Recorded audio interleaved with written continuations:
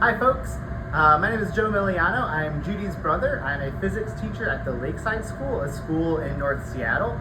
And I hear you all have some questions about how different sized syringes can be causing different amounts of force when you're trying to clear out passages in a feeding tube.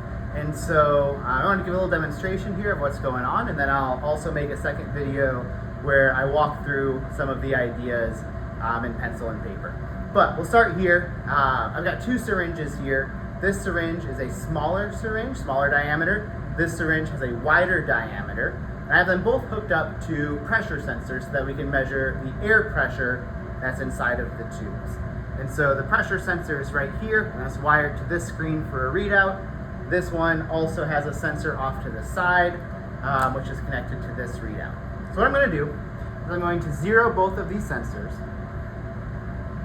and then I'm going to rest a 1 kilogram weight on top of each of the syringes. These are 2.2 pounds, and let's go ahead and put that back there. Great. And so we're exerting 2.2 pounds of force on each syringe. So if I go ahead and rest this weight on top of that syringe, that's 2.2 pounds of force. If I take this cylinder, place it there, that's also 2.2 pounds of force. And let's look at what the pressures read out. The one on the smaller syringe is giving a pressure readout of 7.67-ish PSI. That PSI is pounds of force, 2.2 pounds per square inch of area that it's pushing against. Similarly over here, 2.2 pounds, but the readout is about 0.1 PSI. And that PSI again is 2 pounds per square inch. So we have 2.2 pounds of force pushing down per square inch of syringe. So what's happening here? We have the same force, same amount of push. In a medical application, I imagine this is just like how much you're pressing with your thumb on the syringe. But here, all of that force is really concentrated into a small space, raising the pressure.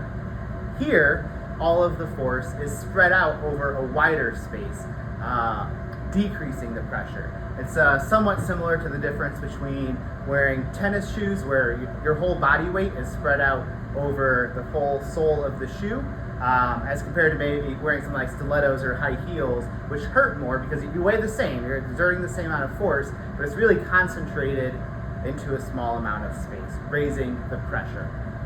Key idea is that pressure and force are related but not the same. Pressure is total, how much are you pushing down? These two push down the same, 2.2 pounds, same force. On the other hand, pressure is a concentration of force. And so this force gets more concentrated into a smaller area as compared to this one, the same force is more spread out. Then the key idea for how that applies to your application is that the pressure that you exert here spreads out throughout the whole fluid. And so if you can get more concentrated force at the point of application, that means the entire fluid will have more pounds of force per square inch. Whereas here, this 2.2 pounds of force that we exert at the point of application means that this fluid has less pressure because that force was more spread out, and so we're not going to be able to get as much pounds of force per square inch.